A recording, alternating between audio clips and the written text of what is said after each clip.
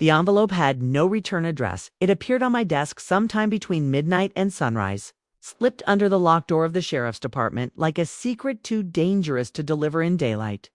Inside were 43 pages of financial records that would either end a career or start a war. I knew which one it would be the moment I saw the numbers. $300,000 for road resurfacing. That should have cost $90,000. $500,000 for municipal infrastructure consulting paid to a company with no employees, no office, and no history before 18 months ago. $1 million contract for water system upgrades in the tribal territories that somehow never resulted in actual water. The pattern was clear if you knew how to look. Someone was stealing from the people who could least afford to lose anything, and the signature at the bottom of every approval form belonged to Mayor Gerald Hutchins. What happened next would become the biggest political scandal in Sagebrush County history. It would fill courtrooms and headlines, ruin careers, and restore faith. Prove that power has limits and justice has teeth. But that morning, holding those documents in the empty silence of my office, I had no idea how far the corruption went or how dangerous it would be to expose it. The first person I showed the documents to was Deputy Rosa Mendez. She'd been with the department longer than I had, knew the local politics better than anyone, and had an instinct for when something smelled wrong. She looked at the numbers for maybe 30 seconds before she whistled low. This is bad. How bad? Career-ending bad. Maybe prison bad? She looked up at me. For whoever goes after it, Hutchins has been mayor for 12 years. He's connected state legislators, business leaders, half the county council. People who cross him tend to have unfortunate accidents. What kind of accidents? Lost jobs? Failed businesses? One guy who questioned a zoning decision had his house burned down. Fire marshal ruled it electrical. But she shrugged. Nobody's proven anything. But everybody knows. I studied the documents again. These are public contracts. We have a right to audit them. In theory, in practice, you'll need approval from the city clerk to access detailed records. And the city clerk reports to Hutchins. Exactly. I stood up, grabbed my keys. Then I'll ask him directly. Rosa grabbed my arm. Boss, think about this. You go in there making accusations, he'll bury you. At minimum, he'll make your life hell. At worst, she didn't finish. Rosa, someone sent me these documents for a reason. Someone inside the system who can't speak up themselves. If I ignore this, I'm as complicit as he is. She sighed. Then, at least be careful. Hutchins doesn't fight fair. The mayor's office was on the second floor of City Hall. A building that had been beautiful once, but now carried the weight of decades of deferred maintenance. The elevator didn't work. The air conditioning was struggling. But Gerald Hutchins's private office was a different world. Mahogany desk, leather chairs, original Western art on the walls, a photograph of him shaking hands with the governor, trophies from the country club, everything designed to remind visitors that they were in the presence of someone important.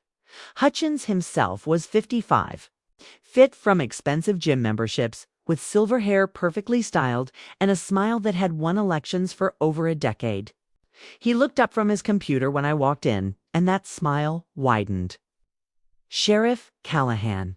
This is a surprise. What can I do for you? I placed the documents on his desk. These contracts, the numbers don't add up. I'd like to conduct an independent audit. He glanced at the papers without touching them, still smiling. Mara, you're excellent at law enforcement. But municipal finance is complex. These contracts were all approved by the city council through proper channels. Then the council won't object to verification. This smile cooled a few degrees. You need to understand something about politics. Things aren't always as simple as they look on paper. Sometimes we pay a premium for quality work, for companies we trust, for companies that exist only on paper. Now the smile disappeared entirely. Be very careful, Sheriff. You're suggesting impropriety without evidence. I'm suggesting an audit. If everything's legitimate, you have nothing to worry about." He stood, coming around the desk to tower over me. It was a power move, one I'd seen 1,000 times. "I'll give you some free advice. Stay in your lane. Law enforcement is your job. Municipal governance is mine. Don't confuse the two. And if there's criminal activity in municipal governance, then you'd need probable cause, which you don't have. What you have is speculation and paranoia." He leaned closer. "I hired you, Mara. Don't forget that." I met his eyes without flinching. "Actually, Mr. Mayor, the people elected me. There's a difference. Not as much of one as you think." I left before the conversation could escalate further, but my hands were shaking when I got back to my truck. Not from fear.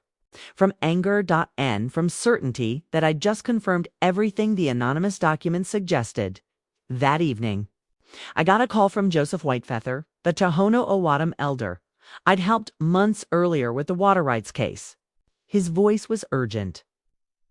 "Sheriff, we need to talk. Not on the phone. Can you meet me?" We met at a rest stop 20 miles outside town, far from curious eyes and listening ears. Joseph arrived with his granddaughter, Maria, a quiet woman in her late 20s who kept her eyes down when she shook my hand. "Maria works in the city accounting office," Joseph said. "Show her what you found." Maria pulled out a USB drive with trembling hands. I've been afraid to come forward. People who question the mayor. Bad things happen to them. But I can't stay silent anymore. She plugged the drive into my laptop. What I saw made my stomach turn. Federal funds, millions of dollars allocated for tribal infrastructure, water systems, a medical clinic, school renovations, all approved, all paid out, none of it delivered. "The clinic was supposed to be built 3 years ago," Maria said quietly. "We got a temporary trailer instead. The water system improvements never happened. We're still hauling water in trucks. The school renovation was supposed to include new classrooms, computers, a library. They painted the exterior and called it complete. But where did the money go?" She showed me. Payments to shell companies. Transfers to offshore accounts. Invoices for work never performed, materials never delivered, consultants who didn't exist. $12 million. Stolen from the poorest community in the county. "Why hasn't anyone noticed?" I asked. "People noticed," Joseph said grimly. "But when my son-in-law asked questions at a council meeting, his truck was vandalized the next day. When a teacher questioned why the promised computers never arrived, she was fired for performance issues. When a grandmother demanded to know where the clinic money went, her house was broken into." "Huh?" Maria's voice was barely a whisper. "I'm scared. But my children don't have clean water. My mother can't see a doctor without driving 2 hours. If I don't speak up, who will?" I copied everything from the drive onto an encrypted backup. "You're under my protection now, both of you. And this goes beyond county jurisdiction. This is federal." Joseph looked relieved but cautious. "Can you really stop him? He's been untouchable for so long." "Nobody's untouchable," I said. "They just haven't met the right person yet." I made the call the next morning. "Agent Chen. Sarah, I need FBI assistance on a public corruption case." There was a pause. "How big are we talking?" $12 million in diverted federal funds. Tribal aid money. Systematic fraud, racketeering, probably RICO violations. "Jesus, you can document this. I have internal financial records, bank transfers, shell company formations, the works. And a witness willing to cooperate if we can guarantee protection. Send me everything. I'll brief the white-collar crimes unit. But Mara, if you're going after a sitting mayor, this needs to be airtight. One mistake and he walks." "I know. That's why I'm calling you." Over the next 3 weeks, I worked with federal investigators to build an unbreakable case. We traced money through a maze of shell companies, all ultimately controlled by Hutchins or his close associates. We documented contracts awarded without proper bidding. Payments made to companies that never performed work. Kickbacks disguised as consulting fees. But the real breakthrough came from wiretaps, with federal warrants. We placed listening devices in Hutchins's office, his car, and the country club where he held his real meetings. The recordings were devastating. Recording 1, Hutchins and his accountant discussing how to reallocate tribal funds. Nobody's watching those accounts closely. The federal oversight is a joke. We just need to make the paperwork look legitimate. Recording 2. Hutchins threatening a city council member who'd questioned a contract. Vote the way I tell you. Mark, or that DUI your son got last year. The one I made disappear suddenly reappears, along with photos. You understand me? Recording 3. The one that made my hands shake with rage. Hutchins on the phone with a real estate developer. The tribal land. We're bleeding them dry on purpose. No water, no clinic, no school. Eventually, they'll be desperate enough to sell for pennies on the dollar. Then we build your resort and we both make a fortune. The beauty is, nobody cares what happens to them. They're invisible. I listened to that recording 3 times, each time feeling colder. This wasn't just corruption. It was calculated cruelty. Systematic oppression for profit. We have him, Sarah said when I sent her the files. This is solid. RICO, fraud, extortion, conspiracy. He's looking at decades. When do we move? Carefully. A man this connected will fight back. We need to hit him when he can't run or destroy evidence. I have an idea, I said. 2 days later. I received an official summons. Asterisk, asterisk, emergency city council meeting, asterisk, asterisk, asterisk, subject. Review of Sheriff Callahan's authority and performance, asterisk, asterisk. Hutchins was making his move. He planned to publicly discredit me, strip my authority, possibly even force my resignation, all before I could expose him. Rosa was furious. He's going to crucify you in front of the whole town. Good, I said. I want witnesses. The council chambers were packed. Local TV news had cameras set up. Hutchins' supporters, wealthy business owners. Contractors who'd benefited from inflated contracts, political allies filled the front rows. But the back of the room held something that made my heart lift. Tribal elders, working families, people I'd helped over the years, all here to support me. Hutchins called the meeting to order with his best political smile. Thank you all for coming. We have serious concerns to address regarding Sheriff Callahan's conduct. He launched into a prepared speech about overreach and harassment, and unfounded accusations against city officials. He painted me as power-hungry, paranoid, conducting witch hunts against honorable public servants.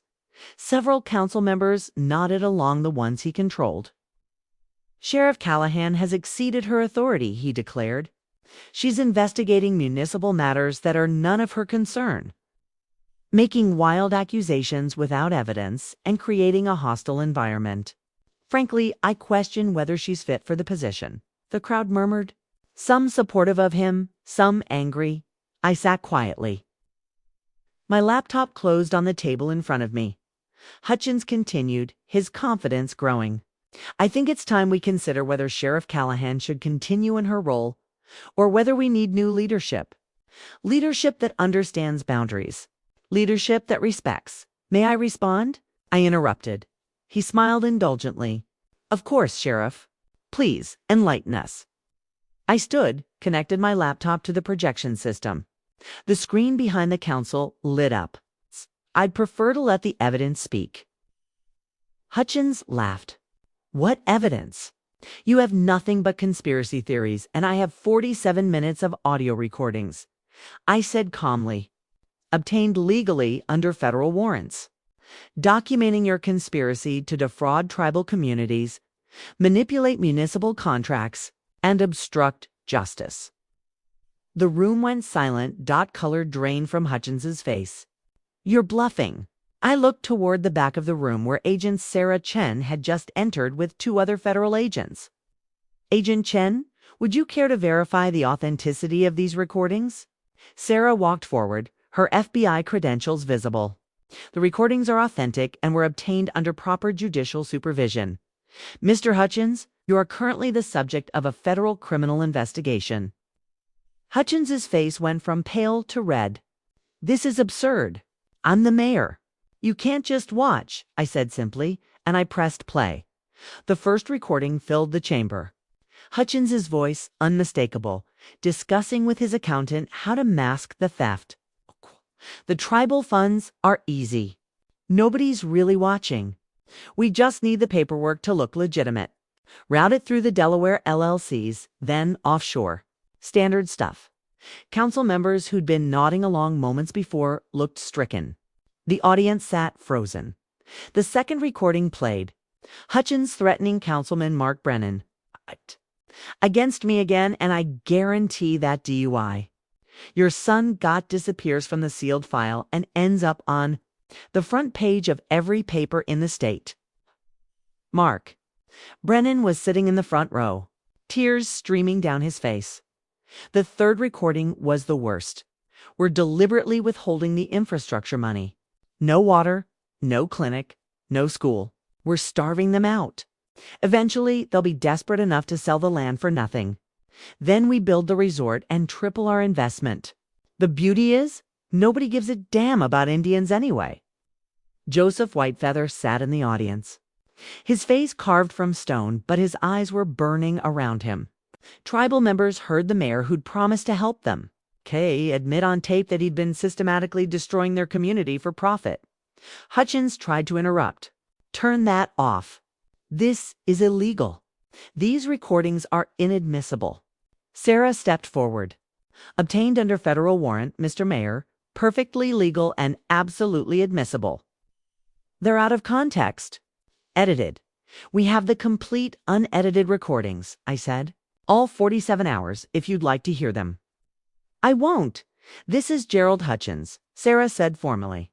Pulling out handcuffs, "You are under arrest for conspiracy to commit wire fraud, embezzlement of federal funds, extortion, obstruction of justice, and violations of the Racketeer Influenced and Corrupt Organizations Act."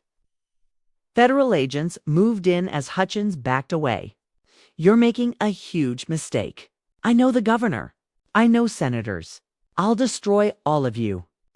"Mr. Mayor," I said quietly as the agents placed him in handcuffs, "the only person being destroyed here is you. And you did it to yourself." As they let him out, the chamber erupted. Reporters shouted questions. Hutchins's supporters fled. Council members who'd voted with him scrambled to distance themselves. But in the back of the room, Joseph Whitefeather stood slowly. And then he began to clap. Others joined him. Tribal members, working families, people who'd been ignored and exploited for years. The applause grew until it filled the chamber, not for me. For justice. For the idea that even the powerful can fall when they prey on the powerless. 3 weeks later, I stood in a conference room with federal auditors. The new interim city council, Hutchins and 2 others, had been forced to resign. And tribal leaders. The lead auditor presented her findings. Of the $12 million diverted, we've recovered approximately $11.3 million through frozen accounts and asset seizures. The remainder was lost to cash withdrawals we can't trace. "What does this mean for our community?" asked Sarah Whitefeather, Joseph's daughter. "It means," the auditor said, smiling, "you're getting your clinic, your water systems, your school renovations. Everything that was promised is now funded." The room erupted in cheers. Maria, the accountant who'd risked everything to expose the fraud, was offered a new position as the city's financial controller. With federal whistleblower protections, Hutchins's trial was set for 6 months out. His lawyers tried to negotiate, but federal prosecutors were unmoved. "He stole from a Native American community," one told me. "That's not something we negotiate down. He's looking at 18 to 25 years. In a special election, Sarah Whitefeather won the mayor's race with 73% of the vote. Her first official act was to present me with a commendation in front of the full council. Sheriff Callahan saw what others ignored. She said, "She fought when it would have been easier to look away. She proved that the law applies to everyone, even the powerful. The audience stood and applauded. I accepted graciously. But afterward, alone with Rosa in my office, I said, I just did my job. You did more than that, Rosa replied. You gave people hope that the system can work, that justice isn't just for the rich. That evening, I drove out to the reservation. Construction had already begun on the medical clinic. Workers were installing water lines. Children played on new playground equipment being assembled at the school. Joseph stood watching it all, smile on his weathered face. Sheriff, he greeted me warmly. Come see. He showed me the Planza medical facility, comprehensive water infrastructure, completely renovated school. Everything that had been promised, finally being delivered. My people have a saying, he told me. Water is life. For years, a greedy man tried to dry us up to take away our life so he could profit. You brought the water back. Not just from wells, you brought justice. And justice, Sheriff, is also life. I watched the sun set over the reservation, painting everything in gold and purple. Workers called to each other in English and Awadam. Children laughed. Life was returning to a place that had been deliberately starved. I thought about Hutchins in a federal holding cell, about the millions being recovered, about a community finally getting what had always been rightfully theirs. Power. Doesn't protect anyone from the law. Money. Can't buy immunity. And position, no matter how high sinned above. Justice. Some people spend their whole careers learning that lesson. Hutchins learned it in 47 minutes of audio. My phone rang. It was the district attorney. Sheriff, we just got word. Hutchins tried to bribe a guard to smuggle out a message. They caught him. The judge revoked bail. He's staying locked up until trial. Good, I said.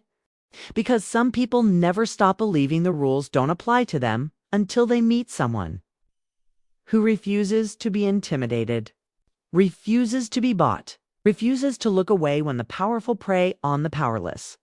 I drove home as stars emerged in the vast desert sky. Echo greeted me at the door, tail wagging. Unconcerned with politics or corruption or justice, inside I made dinner, fed the dog, and sat on my porch watching the night deepen. Tomorrow there would be more work, more cases, more people who needed help. But tonight I could rest knowing that one corrupt official would never hurt anyone again, that $12 million would build the infrastructure it was meant to build, that a community systematically targeted for exploitation would get justice in the distance. Coyotes called to each other across the desert. Echo's ears perked up, but he stayed close, loyal, and content. And I thought about power, and how it corrupts, and how sometimes, not always, but sometimes the system works if someone is brave enough to make it work. The envelope that started everything had been anonymous, but the justice it brought was anything but. It was loud, public, and permanent. And in a small county in Arizona, under endless stars, one sheriff proved that no one, absolutely no one, is above the law, not even the mayor.